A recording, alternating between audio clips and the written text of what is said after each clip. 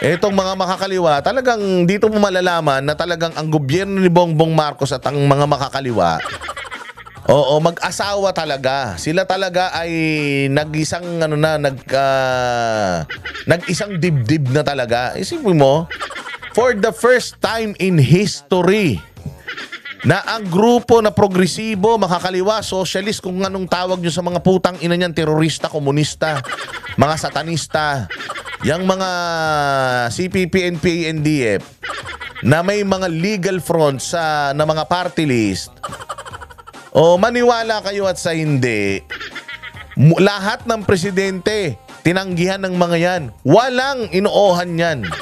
Yan pa ang sigaw ng never again, never again. Pero tingnan mo ngayon, wag daw sisigaw ng Marcos resign. Oo, kasi daw kailangan daw tulungan na lang tayo ni Marcos para labanan ng korupsyon. Putang ina niyan. Papaano katutulungan labanan ng korupsyon ng isang taong korap? Ng isang tao na ang nature niya magnakaw. Oh, paano? Yun lang hindi ko maintindihan. So lahat yan, Erap, Gloria, Pinoy, sino pa, Cory, si Haramos, lahat yan. Galit ang mga NPA. Pero ngayon, makikita mo, yung mga makakaliwa, ayaw nilang umalis si Bongbong. Bakit? Dahil lang ayaw bumalik? Ayaw lang makabalik sa pwesto? Ang mga Duterte? Wala nga kayong mapatunayan na ninakaw sa inyo ng mga Duterte, samantalang itong mga Marcos na ito na nagnakaw ang tatay, nagnakaw ang nanay, pumatay ng mga tao nung martial law, pinabalik nyo yung anak. Mga hayop talaga kayo. Tapos nakikialam din tong mga artista. Dahil sa Davao, sa kabutihang puso ng mga Duterte, magpapalitsyon sila ng 100 baka para sa mga dadalo sa mga pagtitipon, rally. Kaninong pera? Pera ng taong bayan? Hindi, pera nila. Pera nila. Pero nagagalit yung mga artista. Dito mo makikita ng mga putang ina, pati itong mga artista, kaya kayo nag-artista dahil mga bobo talaga kayo eh. Ano daw yun? Cruelty to animal. Tarantado. Tangina nyo, kain ng hamburger. Kain ng corned beef. Kain ng burger steak. Tapos putang ina, ayaw nyong magkatay sila ng 100 baka para ipakain sa tao, mga gago.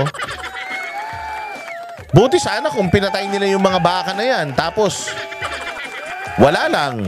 Gusto lang nilang patayin. Punta kayo sa mga palengke, daming patay na karne doon. Hindi kayo doon magreklamo. Daan-daang karne, libo-libong karne ang pinapatay doon. Pag nakakita kayo ng manok doon, tumpok-tumpok. Ano yung cruelty to animals din yon? Mga gago? Hindi naman kayo mga vegan, mga putang ina nyo. Itong Carla Abellano na to, putang ina, laos na eh. Nagpapakatanga pa, meron siyang steakhouse. Tapos, meron kang steakhouse? Nagpo-promote ka ng steakhouse? Tapos putya, ayaw mong pumapatay ng baka? Tanga ka ba? Tanginan nyo, mga ipokrito kayo.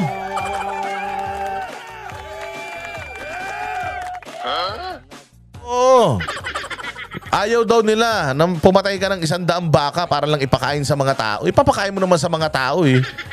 Hindi mo naman pinatay yung baka para ipokpok mo yung ulo ng baka sa mga ulo ng tao eh. Nakatulong pa nga, at least may napakain ka eh. Gago rin tong mga to eh. Di mo maintindihan. Tayo na, dito mo makikita talaga na kraming na ang mga komunista, kraming na ang gobyerno. Wala na talagang pag-asa. Unti-unti, siyempre ba naman, napatalsik ba naman ng speaker eh. Tapos napatalsik na yung speaker, yung mga taong bayan, hindi pa rin masaya. Napatalsik na yung speaker, yung mga Pilipino, wanted more. Ano yun? Umalis, pati ito si Bongbong Marcos. Hindi enough na paalisin lang paalisin lang yan si Torre. Paalisin lang yan si Romualdez. Kailangan accountability. Kung accountability ang kailangan natin, kasuhan yan. Ipakulong yan. Yun ang accountability, makulong yan. Pero kung pinag-resign mo lang tapos wala na, ay nang yan. Anong klaseng ano yan? Anong klaseng galaw yan? Di ba? Oh, kaya eto mga bossing, pakinggan nyo lang itong balitang ito. Mabilis na mabilis lang. Simulan na natin kagad para maaga. Oh, yung 60 billion ng PhilHealth ibinalik. 60 billion ibinalik ha. Oh, ito ganito po ito ha nangyari rito. Meron silang pera ng PhilHealth na 60 billion. Budget yan ng, savings yan ng PhilHealth. Anong ginawa nila? Kinuha nila, nilagay nila sa ibang bagay. Kasama yung tulay na budgetan na yung tulay, pero kinuhanan pa nila ng pera sa PhilHealth. Okay? So, kasama yun dyan sa 60 billion na yan. Pera to ng PhilHealth ha. Pera to ng, hindi ng gobyerno, hindi. Pera to ng mga contributor. Yung naguhulog sa PhilHealth buwan-buwan.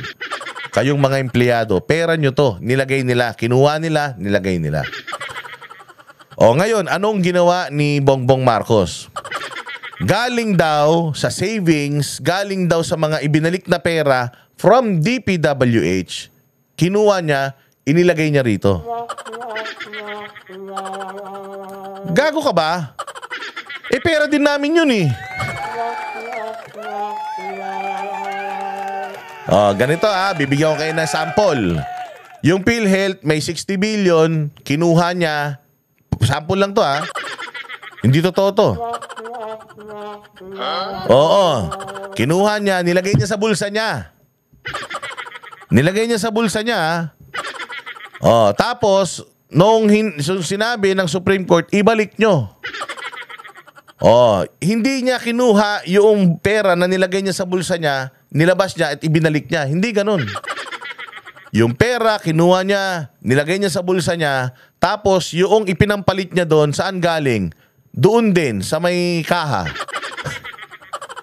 Sa may kaha din. Kumuha siya ng pera sa ibang lugar, inilagay niya dyan. Naibalik niya na. Utangin na niyan. Di kumita siya.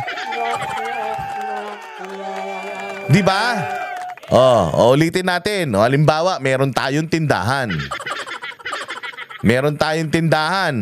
Ngayon, sa tindahan natin, may nagbayad ng 60 billion.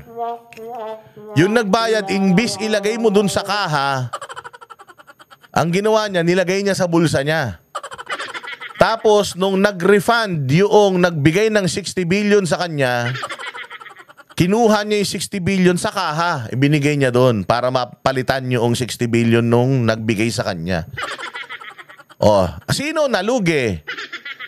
Nalugi tayo. Bakit? Kasi, putangina, ibinalik niya yung pera na hindi naman galing sa PhilHealth.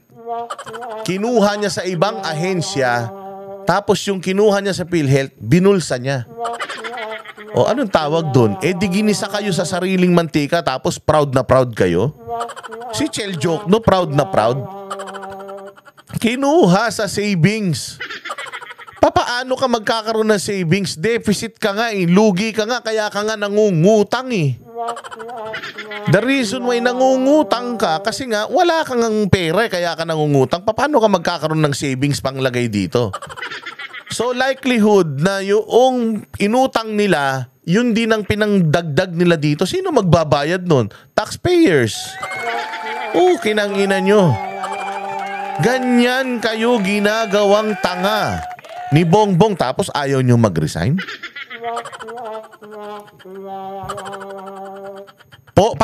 Sa 490 billion na sa sa DPWH, 60 billion yung vinito niya, tinanggal niya. Malamang ito na yun. Di buo pa rin yung 490 billion na vinito niya lang yung 60 billion para ilagay. Nasaan na yung perang kinuha nila sa PhilHealth na 60 billion na pinababalik ng Supreme Court? Yung pera na yun, kinuha din nila sa atin. Pakinggan nyo. Balik na ang 60 billion pesos na pondong binawi sa PhilHealth para mapalawak ang serbisyo nito. Ayun na, binalik na yung binawi. Para mapalawak daw ang serbisyo, ibinalik yung binawi. Dapat, halimbawa, ito yung kinuha mo. ito din yung ibabalik mo. Okay? Kuha? Kinuha mo to. Pag sinabing ibinalik, yung kinuha mo, yun yung ibinalik mo. Oh. Ang problema, ang kinuha mo, ito. Tapos ang binalik mo, ito. O, di ginawa kang gago. Sino ngayon na magbabayad nung ibinalik nila? Kanino yung binalik nila?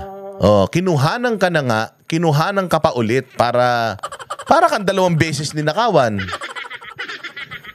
Pinagutos siya ni Pangulong Bongbong Marcos sa kanyang inspeksyon sa Fabella Hospital sa Maynila kaninang umaga. Kasabay niyan, tiniyak din ng Pangulo na naipatutupad ang iniutos niyang zero balance billing sa mga pampublikong ospital. Matatanda ang noong 1 taon, ipinabalik sa National Treasury ang excess fund ng PhilHealth. Siguro alam naman ninyo lahat, yung mga savings natin na bago, na galing sa iba't ibang departamento but mainly from Department of Public Works and Highways. Narinig niya? Yung perang isinoli nila doon, saan galing? Galing sa iba-ibang ahensya, mainly sa DPWH, inilagay nila doon. Kanino yon? Sa atin. Kanino yung perang kinuha nila sa PhilHealth? Sa atin. Di gago.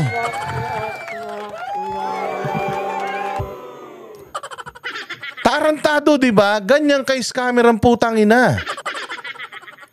Anong sinabi? Anong sinabi? Ulitin natin anong sinabi. Yung 60 billion na yan, ibabalik na natin sa PhilHealth para palawan. Tuwa yung mga gago, gumagano'n pa. Tanga.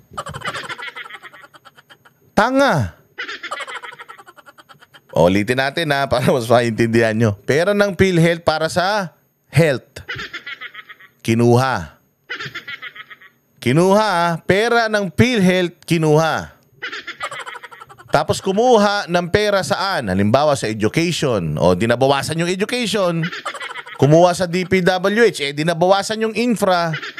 Kumuha sa science and technology. Dinabawasan yung siyensya. Kumuha sa National Coco Levy Farm. Coco Levy Fund. Dinabawasan yung pondo na yun. Tapos ibinalik sa PhilHealth para daw mas ma-enhance yung serbisyo ng PhilHealth. Gago. Tinanggal mo nga yun dun ibinalik mo, di ibig sabihin kung ano lang yung regular na functions ng PhilHealth with that 60 billion intact, yun pa din ang serbisyo. Paano madadagdagan yung serbisyo nila? Yung tinanggal mo, yun lang din yung ipinalit mo.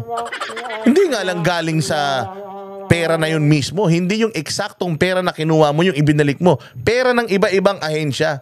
So binawasan mo yung serbisyo ng iba-ibang ahensya at inilagay mo dito. Ganong kayo kagago. Tapos hindi pa agre-resignin to? Tanginan yan. Akin pa ang serbisyo ng PhilHealth. Lalawakin mo yung serbisyo ng PhilHealth? Paano mo palalawakin? Buti sana kung ibinalik mo hindi lang 60 billion. Ang ibinalik mo sana 120 billion.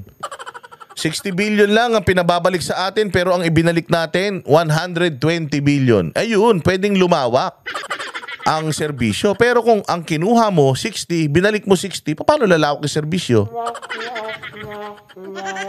Gago. Kaya yan po ang aming patuloy na iginagawa para ang ating mga kababayan ay maramdaman naman nila na ang pamahalaan ay niloloko kayo.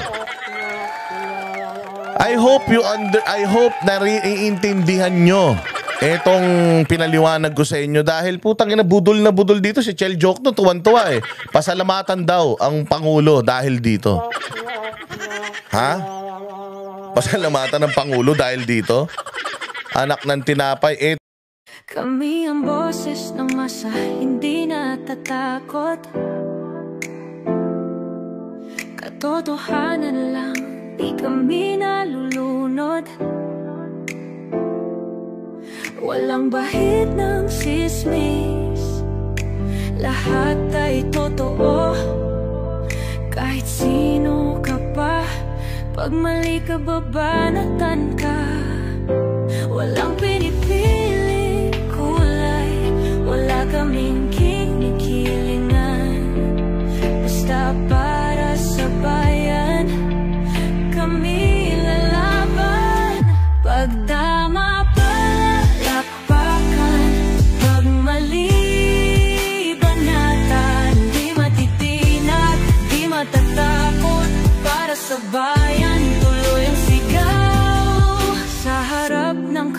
pera, walang halong takot.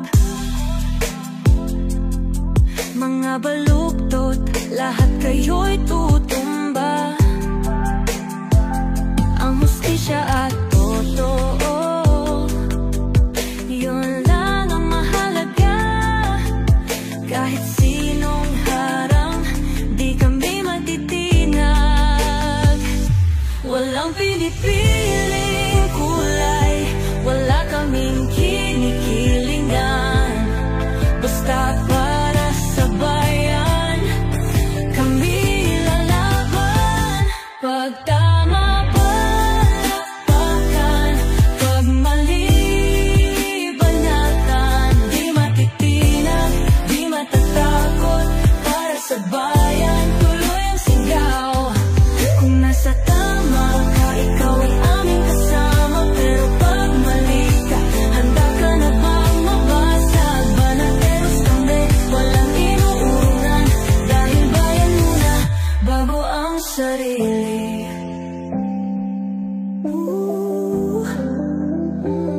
Bago ang sarili.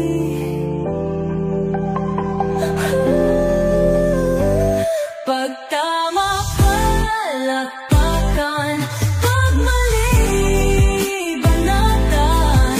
Banateros ang sigaw, katotohanan ang